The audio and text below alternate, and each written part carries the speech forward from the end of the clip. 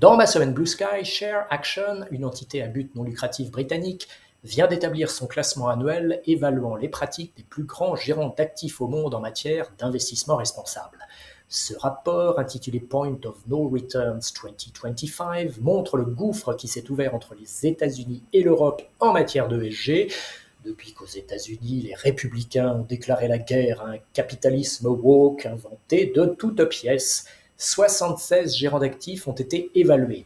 Les sociétés de gestion européennes prennent les 14 premières places. En tête, deux sociétés néerlandaises, Robeco et APG Asset Management, la filiale de gestion d'actifs du fonds de pension APG. Les Français AXA IM et BNP Paribas AM, dont le rapprochement est prévu, sont au 3e et 4e rang. Le premier gérant d'actifs non européen est le japonais Nomura AM, 15e. Le premier gérant d'actifs états-unien, T. Rowe Price, est 23e. Les deux plus gros gérants d'actifs au monde, BlackRock et Vanguard, sont dans les abysses du classement. Ils sont respectivement 53e et 68e. L'Europe est le berceau et le bastion de l'ESG, elle va le rester, elle sera bien seule. Je m'intéresse aussi à la partie de Bonto de la démocratisation des actifs privés. L'université Harvard est en discussion avec Lexington Partners, une filiale de Franklin Templeton spécialisée dans le private equity secondaire, pour lui vendre pour $1 milliard d'investissement dans des fonds de private equity. Attaquée par l'administration Trump et durement frappée au portefeuille, l'université doit vendre une partie des bijoux de famille.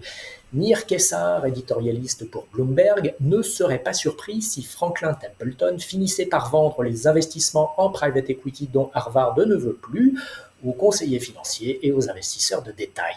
C'est précisément la raison pour laquelle ce gérant d'actifs traditionnel, décollectant année après année depuis 2015, avait racheté Lexington Partners en 2022.